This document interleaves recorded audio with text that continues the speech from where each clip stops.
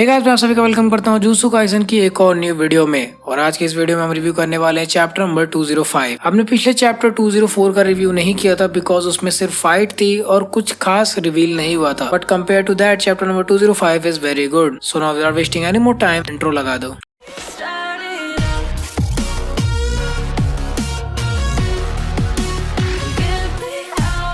पिछले चैप्टर में चोसो थोड़ा सा पावर अप होके केंजाकू से फाइट कर रहा था और अच्छे खासे पिटने के बाद सुकुमो वहां पर एंट्री लेती है एंड ये वाला चैप्टर वहीं से स्टार्ट होता है जिसका नाम है chapter number 205 star and oil. सुकुमो अंदर पहुंचती है और घुसते ही बोलती है बहुत सही, बाकी का काम मेरे पे छोड़ दो। और तभी चोसो बेहोश होकर गिर जाता है और एक पोर्टल के थ्रू वो कहीं और चला जाता है। इसके बाद सुकुमो बोलती है कि मुझे हार्ड वर्किंग मर्द बहुत पसंद है, लेकिन तुम केंजाकू तुम्हें मैं तब तक पीटूंगी जब तक तुम भी वैसे नहीं बन जाते। इसके बाद केंजाकू अपने मन में सोचता है कि सुकुमो यूकी क्योंकि ये एक स्पेशल ग्रेड सॉर्सरर है तो एडमिनिस्ट्रेशन के पास इसका कोई ना कोई इन्फॉर्मेशन होना चाहिए था कि इसके पास कौन सी कर्स टेक्निक है, लेकिन इसके बावजूद भी मुझे सुकुमो के बारे में कुछ भी पता नहीं चला। इसके बाद केंजाकू बोलता है कि देखो सुकुमो, तुम जो भी चाहती हो उसके लिए थैंक यू, पर तुम मुझसे दूर ही रहो। तभी हम देखते हैं कि बैकग्राउंड में एक कर्स्ड स्पिरिट आसमान फाड़ते हुए बाहर आ रहा है। सुकुमो उस स्पिरिट को देखते ही पहचान जाती है और वो उससे बोलती है कि तुम ये स्पिरिट कहीं और से लेके आए हो है ना, एक cursed spirit from N Asian God जो तुम्हारे रास्ते से कोई भी विघ्न को हटा सकता है। इस पे केंजाकू बोलता है हाँ, एक ऐसा कर्स्ड स्पिरिट जो कि अपने अपोनेंट के टेक्निक के हिसाब से खुद के टेक्निक्स को डेवलप करता है। एंड फिर अगले पैनल में हम देखते हैं वापस से वही कर्स्ड स्पिरिट जो कि पूरी तरह से गणेश जी की तरह दिखता है और इस बार वर्डिंग्स के थ्रू ये प्रूव कर दिया गया कि हाँ, ये गणेश जी से इंस्पायर्ड है। और इन्होंने लिखा क्या, एशियन गॉड विघ्नहर्ता लिखो, ठीक है, ऐसे वैसे गॉड नहीं है वो, पूरा महाराष्ट्र आएगा मारने जापान में। खैर ये पूरी पिक्चर थोड़ी बहुत कंट्रोवर्शियल हो सकती है क्योंकि यहाँ पे एक तरह से गणेश जी को एक कर्स्ड स्पिरिट की तरह से पोर्ट्रे किया जा रहा है, बट अगर हम वर्डिंग्स को थोड़ा सा ध्यान दें, थोड़ा सा अगर अपने माइंड को फ्लेक्सिबल बनाए तो यहाँ पे ऐसा बोला जा रहा है एक कर्स फ्रॉम एन एशियन गॉड, यानी किसी एशियन गॉड के द्वारा ये कर्स क्रिएट किया गया है। सो हम यहाँ पे ऐसा भी एज्यूम कर सकते हैं कि गणेश जी का ही कोई कर्स होगा जिससे ये इंडिया से पकड़ कर लाया है। बट ऑन द कॉन्ट्ररी मुझे ट्विटर पे देखने को मिला कि लोग इसको कंपेयर कर रहे हैं कि कैसे शिव भगवान ने ही गणेश जी को बिहेड किया था before giving him an elephants head. तो यहाँ पे एशियन गॉड से वो शिव भगवान का भी मतलब निकल के आता है, which can be really controversial अगर ये मांगा इंडिया में रिलीज हुआ। I am waiting for the anime to see आखिर क्या निकल कर आता है, क्या पता कोई और बड़ी कंट्रोवर्सी हो जाए, something like record of Ragnarok. All the record of Ragnarok का हिसाब थोड़ा अलग ही लेवल पे जो कि हमें कुछ समय देखने को मिलने वाला, उसका नेक्स्ट सीजन आने वाला। सुकुमो तुरंत इस कर्स्ड स्पिरिट्स की पावर्स को पहचान जाती है और वो तुरंत अपना गरुड़ा एक्टिवेट कर देती है और हम देखते हैं कि जो अपने साथ वो सांप जैसा कर्स्ड स्पिरिट लेके घूम रही थी वो अचानक से एक फुटबॉल जैसा बन गया है जिसे सुकुमो बहुत जोर से किक करती है और वो जाके उस गणेश जी वाले कर्स्ड स्पिरिट पर लगता है, जिसकी वजह से वो कर्स्ड स्पिरिट तुरंत ही खत्म हो जाता है। ये चैप्टर हर पेज के साथ कंट्रोवर्शियल होता जा रहा है। ये चीज केंजाकू देख के बहुत ही ज्यादा चौंक जाता है because according to him lord of obstacles यानी कि हमारे विघ्नहर्ता को ऐसा कुछ भी नहीं होना चाहिए था। सुकुमो बोलती कि क्या हुआ, पास आने से डर रहे हो क्या क्योंकि तुम मेरी टेक्निक को नहीं जानते? चलो कोई बात नहीं, मैं तुम्हें बताता हूँ। इट्स मास, नहीं साउथ इंडियन वाला मास नहीं, एक्चुअल फिजिक्स वाला मास। तो अगर तुम में से कोई कॉमर्स का है और जिसे मास और वेट में फर्क नहीं पता तो बेसिकली जब तक तुम अर्थ पे हो तब तक तुम इन दोनों को एक तरह से बोल सकते हो, बट एक्चुअली में जो मास है वो पूरे यूनिवर्स में सेम रहता है, बट जो वेट है वो ग्रेविटी के अकॉर्डिंग चेंज होता है। तो मतलब जो वेट तुम्हारा यहाँ पे दिखेगा वही सेम वेट तुम्हारा मून पे नहीं होगा, ऑल्दो तुम्हारी बॉडी का कॉम्पोजिशन उतना ही होगा। ऐसा नहीं होगा कि तुम मून पे जाओगे तो तुम्हारे बॉडी में से कुछ चीजें गायब हो जाएंगी। तो वो जो एक्चुअल चीजें जो तुम्हारे साथ हमेशा प्रेजेंट रहेंगे उसे मास बोलते हैं एंड जो चीजें प्लेनेट टू प्लेनेट वेरी करती हैं due to the change in gravity उसे वेट बोलते हैं। और जब तक हम अर्थ में तब तक हम इन दोनों को कोरिलेट करके बोलते हैं, फिजिक्स में नहीं बोलते बट जनरल टर्म्स में बोलते हैं। तो फिजिक्स वालों भाई गांड मत मार लेना कमेंट सेक्शन में, ठीक है। आप कहाँ थे ज्ञानी बाबा? सो यहाँ पे मास का मतलब ये है कि सुकुमो की जो टेक्निक है वो थोड़ा सा किलो फ्रूट की तरह जो कि हमने वन पीस में देखा है, जहाँ पे वो अपना वेट या फिर अपना जो भी मास है या फिर मतलब जो उसका 2.5 किलो का हाथ है वो उसको 5 किलो का कर सकती है। तो वो अपना जो वेट है उसे अलग अलग तरह से वेरी कर सकती है जैसा उसे ठीक लगे। तो यहाँ पे एक्चुअली में वो अपने 2.5 किलो के हाथ से इतना जोर से मारती है कि केंजाकू 15 किलो वाले हाथ के खाए हुए मुक्के जितने स्पीड से दूर जाके कहीं पर गिरता है। वो इतने दूर जाके लड़ता है कि उसके लड़ने की वजह से ही जो बैरियर है वो टूटने लगता है। और केंजाकू भी उठने के बाद यही बोलता है कि इतने जोर से मारी है कि खाली जगह पर भी मैं जाके बैरियर में ठुक गया। और अगले पैनल में हम देख सकते हैं कि केंजाकू का हाथ भी टूट गया है। तो हाँ भाई, पहली बार किसी ने केंजाकू को इतना बड़ा डैमेज दिया है। एंड इसके बाद गेटो एक्सप्लेन करता है कि आखिर क्यों उसका गणेश जी वाला जो कर्ज स्पिरिट है वो उसके रास्ते से वो ऑब्स्टेकल नहीं हटा पाया और वो डिफीट हो गया। इट इज बिकॉज क्योंकि जो टेक्निक यहाँ पे सुकुमो यूज कर रही है, इस चीज के पीछे का जो कॉन्सेप्ट है उसे सेमेंटिकली एंड पैराग्रामेटिकली स्टोर नहीं किया जा सकता। सो इसके लिए आपको समझना पड़ेगा कि सेमेंटिक और पैराग्रामेटिक का मतलब क्या होता है।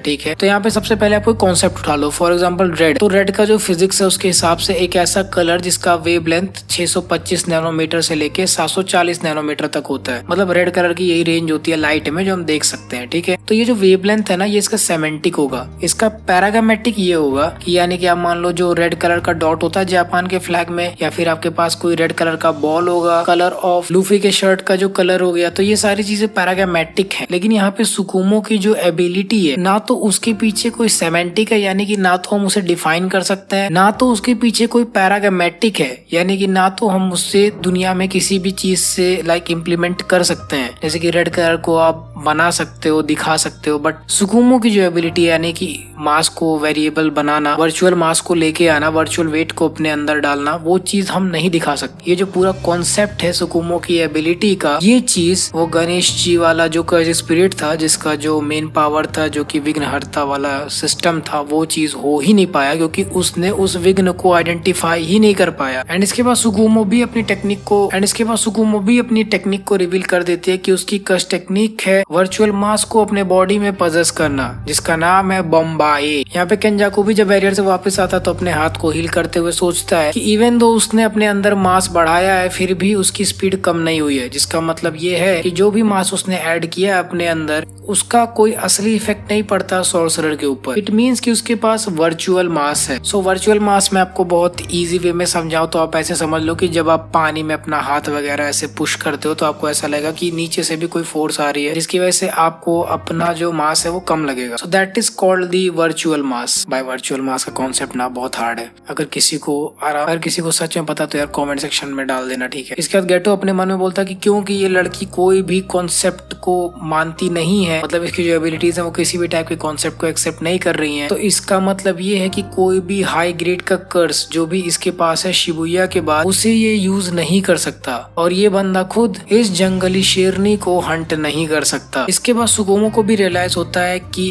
ग्रेविटी, यहाँ पे केंजाकू एक ऐसी टेक्निक यूज कर रहा है जो कि है ग्रेविटी। केंजाकू नॉर्मल कर्ज स्पिरिट मैनिपुलेशन टेक्निक यूज कर सकता है। इसके अलावा जो उसकी मेन टेक्निक है वो है बॉडी हॉपिंग टेक्निक। ऑल्सो क्योंकि वो गेटो की बॉडी में है तो वो उजुमाकी वाले मूव का यूज कर सकता है, जो कि आपने जुजुत्सु काइसन 0 मूवी में देखा होगा, जिसके थ्रू वो कई सारे स्पेशल ग्रेड के कर्सेस को भी अपने अंदर एब्जॉर्ब कर सकता है। बट उजुमाकी से निकाली गई टेक्निक्स को वो सिर्फ एक ही बार यूज कर सकता है। इसके अलावा वो रिवर्स कर्स टेक्निक्स भी यूज कर सकता है, जो कि उसकी दूसरी टेक्निक है। तो वो अपने सिंगल उजुमाकी वाले टेक्निक्स को ऐसे सिचुएशन में वेस्ट नहीं करेगा। इसीलिए इसकी जो थर्ड टेक्निक होगी वो डेफिनेटली ग्रेविटी होगी, ऐसा सुकुमो का कहना है। मुझे नहीं समझ में आ रहा कि ऐसा वो क्यों बोल रही है। बट अगर आप शिबुया आर्क को याद करोगे तो जब केंजाकू वहां से गया था तो वहां पे बहुत बड़ा सा गड्ढा क्रिएट हो गया था, तो हो सकता हो उसकी वजह से भी, जो कि आपको चैप्टर 134 में देखने को मिलेगा। यहाँ पर सुकुमो आगे बोलती है कि इसके पास और भी कई सारी कर्स टेक्निक्स हो सकती हैं जो कि ये उजुमाकी के थ्रू कलेक्ट कर सकता है। अगर आपको उजुमाकी के बारे में ठीक से नहीं पता तो मैं आपको बता दूं कि जब तक गेटो था तो उसने जुजुत्सु काइसन 0 मूवी में कई सारे कर्सेस को एक साथ कंबाइन करके उजुमाकी बनाया था। बट जब केंजाकू इसके बॉडी में आया तो उससे पता चला कि इस उजुमाकी को और भी कई तरह से यूज किया जा सकता है, जैसे कि एक स्पेशल ग्रेड के कर्स को एब्जॉर्ब करना। सो वही चीज यहाँ पे सुकुमो बोल रही है कि ये बंदा उजुमाकी का यूज करके और भी कई सारे कर्स टेक्निक्स को एब्जॉर्ब कर सकता है। बट फिर वही बात है कि इसका ब्रेन जो है वो ओवरलोड होकर फट जाएगा। अगर इसके पास कोई एक्सटर्नल स्टोरेज मैकेनिज्म नहीं हुआ, जैसे कि ओकुत्सु के पास रीका है, तो वो अपने सारे कर्स टेक्निक्स को रीका के अंदर रखता है कॉपी करके। लेकिन फिर भी यहाँ पे सुकुमो ये अज्यूम करके चल रही कि इसके पास एक फोर्थ टेक्निक होगा वर्स्ट केस सिनेरियो के लिए। यहाँ पे केंजाकू भी अपने अंदर एक सेफ साइड सोच रहा है कि क्योंकि ये एक स्पेशल ग्रेड है तो डेफिनेटली सुकुमो के पास भी कोई एक अलग ही टेक्निक होगी जो कि वो उसे अपने ट्रम्प कार्ड की तरह यूज कर सकती है। एंड इसके बाद दोनों ही एनोयो के मुंह बनाते हैं और आवाज आती है मेंदोकु से। इसके बाद सुकुमो का प्लान यही है कि वो केंजाकू को किसी भी तरह से डोमेन एक्सपेंशन यूज करने पे मजबूर करे। इसके बाद वो तब तक उससे फाइट करेगी जब तक वो अपने डोमेन एक्सपेंशन एक्टिवेट एक्टिवेट करने की वजह से ऐसी स्टेट में नहीं चला जाता कि वो अपने कर्स टेक्निक्स का और यूज ना कर पाए, मतलब जब तक वो थक ना जाए। लेकिन यहाँ पर बात ये भी है कि अगर वो बंदा अपना डोमेन एक्सपेंशन इनेबल करता है तो हमारी सुकुमो को भी वो एक्टिवेट करना पड़ेगा। बट यहाँ पर सुकुमो के पास गरुड़ा है जिसका मास वो वेरी कर सकती है, तो इसीलिए ये बंदी यहाँ पर जीत सकती है। अब इस प्लान को काम करने के लिए इसे किसी भी तरह से केंजाकू के डोमेन एक्सपेंशन की इंटेंसिटी को कम करना पड़ेगा। दिस समथिंग लाइक कि खुद का डोमेन एक्सपेंशन इतना स्ट्रांग हो कि अगले बंदे का सप्रेस होने लगे, जैसा कि हमने गोजो वर्सेस जोगो में देखा था। बट फिर यहाँ पर गेटो बोलता है नहीं नहीं नहीं नहीं नहीं, हमारी कर्स टेक्निक्स एक दूसरे से फाइट करने के लिए नहीं बनी है, लेकिन फिर भी तुमने अपना डोमेन एक्सपेंशन नहीं खोला। क्या हुआ सुकुमो, क्या तुम्हारे अंदर खुद ही कॉन्फिडेंस नहीं है कि अगर डोमेन का बैटल होता है तो तुम जीत नहीं पाओगी? और ये चीज सुन के सुकुमो की बुद्धि टाइट हो जाती है क्योंकि उसका फेस देख के ही लग रहा है। एंड देन केंजाकू अपना सबसे ज्यादा अवेटेड डोमेन एक्सपेंशन यूज करता है, which is domain expansion all enveloping गर्भ धातु। जैसे ही केंजाकू अपना गर्भ धातु एक्टिवेट करता है, ठीक उसी टाइम सुकुमो टेंगन को बोलती है कि अब वक्त आ गया है। यहाँ पर टेंगन अपने मन में सोचता है कि यहाँ पर टेंगन कोई ना कोई टेक्निक एक्टिवेट कर रहा होता है और अपने मन में सोच रहा होता है कि क्या वो समय पे वहां पर पहुंच पाएगा। And last line, Kenjaku quickly expand his domain. और आखिर ये दोनों क्या प्लान कर रहे हैं कि साथ चैप्टर नंबर 205 खत्म। सो यहाँ पे गर्भ धातु सुन के आपको लग रहा होगा कि कोई इंडियन वर्ड है, एंड हाँ एक्चुअली में ये एक इंडियन वर्ड है, बट इसे बुद्धिस्ट माइथोलॉजी से उठाया गया है। सो यहाँ पे गर्भ से मतलब वूम भी है,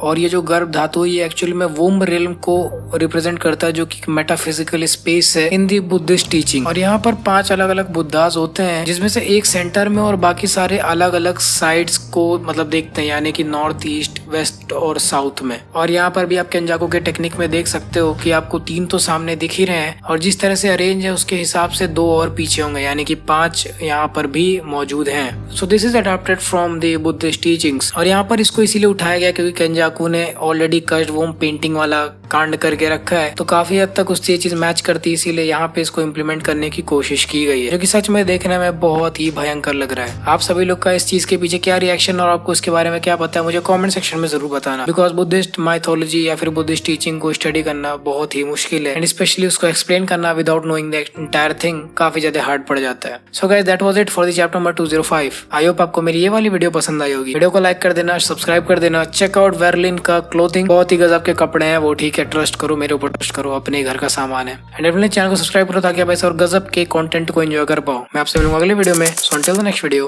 बाय।